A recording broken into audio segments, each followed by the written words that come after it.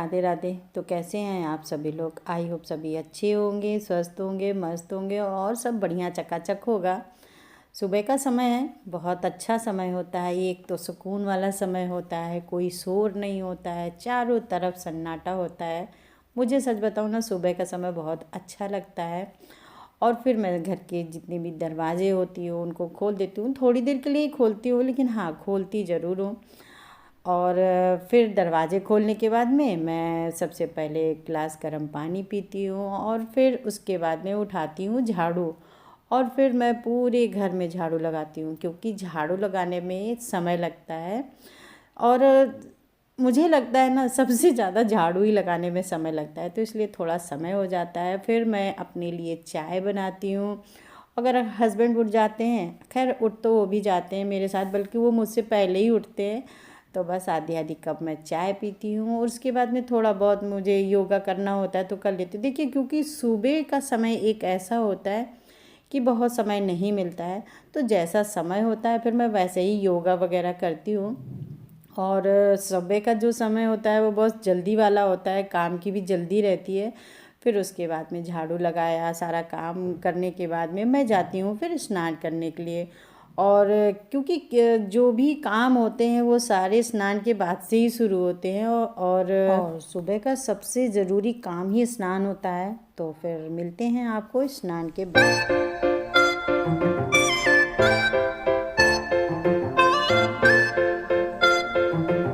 नहाकर मैं आ गई थी किचन में। सबसे पहले मैंने गैस साफ़ करी है, उसमें आलू चढ़ाऊंगी और आटा भी लगा कर रख देती हूँ।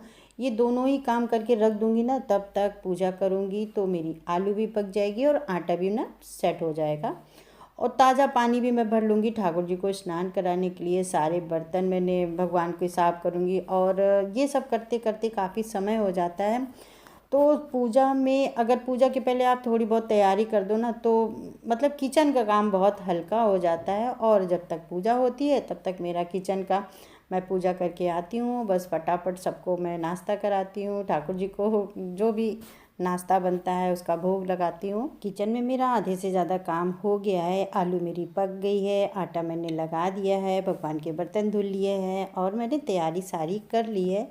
तो अब चलते हैं मंदिर में। ठाकुर जी को उठा दिया है, दूध का भोग लगा दिया है। एक बात कहें, हमारे ठाकुर जी की पूजा का कोई नियम नहीं होता है।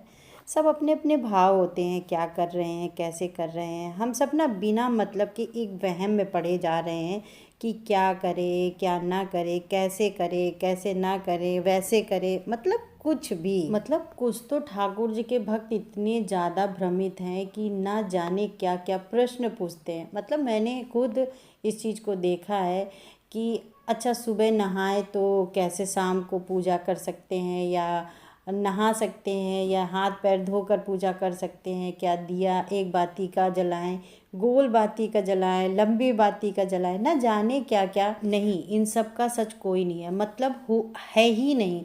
नियम ये होना चाहिए कि सुबह को ताली बजाकर उठाना चाहिए। इसको हम नियम नहीं कह सकते। ये इस चीज़ को ना हम गलत नहीं कह रहे हैं। मैं खुद उठाती हूँ अपने ठाकुर जी को ताली बजाकर। ये सब भक्त के भाव होते हैं। कोई ताली बजाकर उठाना पसंद करता है, कोई गीत गाकर उठाना पसंद करता है, तो कोई उनके ना चरण दबाकर भी उठाना पसंद करता है, तो कोई राधा नाम सुनाकर भी उनको उठाना पसंद करता है। और कोई दिन अगर भक्त नाराज़ हो जाता है तो वो गुस्से में भी आकर उन्हें उठा देता है। और इतना हम सबको बनता है, ये हमारे, हम मतलब भक्त हैं अपने भगवान के, तो इतना तो हमारा अधिकार भगवान पर बनता ही है। अब इसका मतलब ये नहीं है कि ये नियम है कि हम ताली बजाकर उनको उठाएं। ये कोई नियम नहीं है, कोई रूल नहीं है, कोई बुक नहीं है, कोई ऐसी किताब नहीं है दुनिया में जिसमें लड्डू गोपाल की सेवा के नियम हो, युगल सरकार की सेवा के नियम हो, कि ये नियम हो कि सबसे पहले हमें ये करना है, फिर ये करना है, ऐसा करना है। कुछ भी नियम नहीं है। ये जो भी है ना, जो भी आपको बता रहा है ना, वो अपने अनुभव के अनुसार आपको बता रहा है। तो आप दूसरों के भाव अपने ऊपर बिल्कुल मत थोपिए। आपको जो सही लगता है वो अपनाइए। सब अपने अपने अनुभव आप पर बता रहे हैं, आप कर रहे हैं, अपना अनुभव लीजिए, कुछ अलग करिए, आप उसको करिए। आप अपना जब कुछ अलग करेंगी, अपना प्रेम करेंगी भगवान से, तो ना आपको सच में बहुत अच्छा लगे। देखिए, जिस तरह से आप उनको प्रेम करना चाहती हैं आप वैसे करिए, जो आपको अच्छा लगता है आप वैसे नियम बनाइए, कुछ अलग करिए ठाकुर जी के लिए। आपका मन करता है दूध का भोग लगाने का तो आप दूध का भोग लगाइए, आपको ड्राई फ्रूट का लगाने का मन करता है तो आप ड्राई फ्रूट का भोग लगाइए। आप किसी का भाव या किसी का प्रेम अपने ऊपर तो बिल्कुल मत कीजिए, जो आपको पसंद हो आप वो करिए। कोई ऐसा ज़रूरी नहीं है कि मैं उनको उठाकर दूध का भोग लगाती हूँ तो आप भी लगाएं। मैं मालिश पेवर इत्र से करती हूँ तो आप भी करें, यमुना जी के जल से स्नान कराएं, कुछ भी नहीं, जो आपका मन करता है आप अपने ठाकुर जी के साथ वैसा करिए, जैसे आपके भाव बनते हैं आप ठाकुर जी के साथ वैसा करिए। ये सच है, भगवान की भक्ति के नियम नहीं है, वो भगवान है कि हमसे गलती हो गई तो हमें पाप लगेगा। नहीं, गलती तो हमसे बहुत होती है, झूठ बोलने के लिए हमको मना नहीं करते हैं। और अगर लड्डू गोपाल की सेवा से डर रहे हैं तो उससे पहले ना डरना चाहिए हमें झूठ बोलने से, किसी को धोखा देने से, कोई गलत काम करने से, इन सब से ना पहले डरो। लड्डू गोपाल की सेवा से नहीं, डर तो उससे पहले आता है, क्योंकि ये तो उससे बड़े अपराध हैं।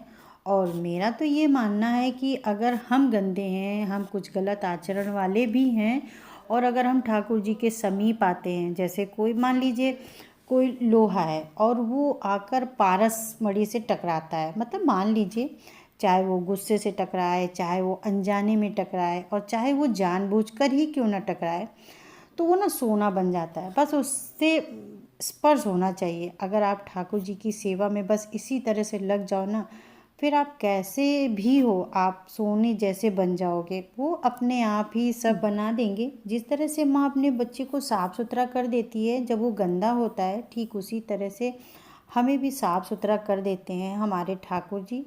तो हम जैसे भी हैं समर्पित हो जाते हैं अपने ठाकुर जी के चरणों में। अब तो मैं आपका ही हूँ। कभी आपने देखा है विदेशों में कितना नाम जप किया जाता है, हरे रामा हरे कृष्णा कृष्णा कृष्णा हरे रामा, मतलब डिस्को कर रहे हैं, ड्रग्स ले रहे हैं, लेकिन उनका इतना सारा नाम वो लोग लेते हैं। अगर उनको इतने सारे नियम बताए जाते तो क्या वो कर पाते? ऐसा करना है, ये करना है, ये सब सुनते? बिल्कुल भी नहीं सुनते। अब यहाँ पर लोहा अगर किसी भी रूप में पारस से टकराता है तो वो सोना ही बनता है।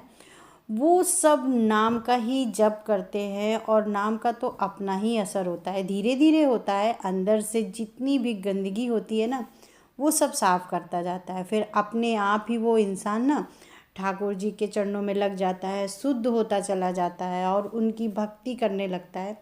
एक बार चाहे आप अंडा खाते हो, मांस खाते हो, मछली खाते हो, उनकी सेवा में आप लग जाओ, आप खुद ब खुद धीरे धीरे ना छोड़ते जाओगे, आप पवित्र होते चले जाओ। ठाकुर जी की भक्ति में तो इतना रस है कि आप खुद ही सब भूलते जाओगे और उनकी सेवा में आप लगे रहोगे। मुझे ना ठाकुर जी की मालिश करना बहुत पसंद है। मुझे लगता है कि ठाकुर जी खड़े खड़े या बैठे बैठे ना बहुत थक जाते हैं, तो उनकी मसाज करना अच्छा लगता है। अब इसका मतलब ये तो बिल्कुल नहीं है कि जो मुझे अच्छा लगता है वो आपको भी लगे, कहने का मतलब सिर्फ इतना है। देखिए, मैं कर रही हूँ वो आप भी करें, कि पहले आप उन्हें उठाएं, फिर दूध का भोग लगाएं, फिर मालिश करें, या फिर मैं अभी उन्हें सुलाऊंगी तो उनको लोरी गा के सुनाऊंगी, आपको भी ऐसा करना है? नहीं, ऐसा नहीं करना है। आपको जो पसंद हो, जैसे पसंद हो, आप वैसे ठाकुर जी की सेवा करें, ऐसा कोई नियम नहीं होता है। बहुत ही भोले भाले हमारे ठाकुर जी हैं, बहुत ही सरल स्वभाव के हैं और सरल होके उनको पाया भी जा सकता है, और ज़्यादा समझदार होकर तो बिल्कुल भी नहीं पाया जा सकता है, और ना ही किसी के हाथ आने वाले हैं ठाकुर जी। उनको तो सिर्फ राधा रानी ही कंट्रोल में रखती हैं। अगर आप राधा राधा भी नाम जपोगे ना तो भी हमारे ठाकुर जी हमारे कंट्रोल में हो जाएंगे, और सेवा के नियम के चक्कर में तो आप बिल्कुल ना पड़ें। अगर आपके अंदर थोड़ी भी इच्छा हो रही है कि मैं ठाकुर जी को घर लेके आऊँ, उनसे प्रेम करूँ, उनकी सेवा करूँ, तो थोड़ी बहुत भी अगर इच्छा बन रही है ठाकुर जी के प्रेम में, तो सच मानो एक दिन ना ये थोड़ी थोड़ी इच्छा कब बड़ी हो जाएगी आपको पता भी नहीं चलेगा।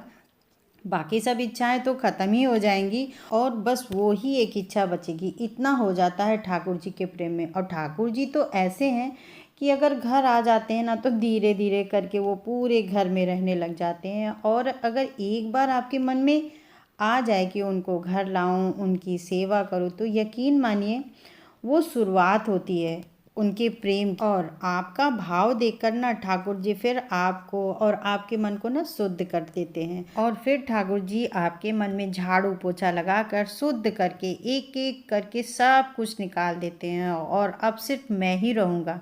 आप ना सिर्फ उनसे प्रेम करिए जैसे हम सांसारिक लोग करते हैं।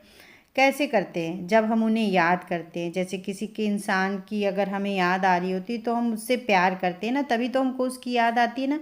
किसी के बारे में सुन सुन कर, उन्हें देख देख कर ना हम उनके बारे में कहीं सुनेंगे कहीं देखेंगे। जैसे आप कथा सुनिए, कभी आप उनसे कथा सुनिए जो ठाकुर जी से प्रेम करते हैं, तो आप ना मतलब उनके और उनसे प्रेम करने लगेंगे। जब आप उनके बारे में सुनोगे तो आपको उनकी याद सताएगी। बस यही है, यही सब चीज़ें हो जाएंगी ना तो सारे नियम वगैरह आ जाएंगे। क्या करना है क्या नहीं करना है ना, वो सब आप अपने आप ही समझ जाओगे।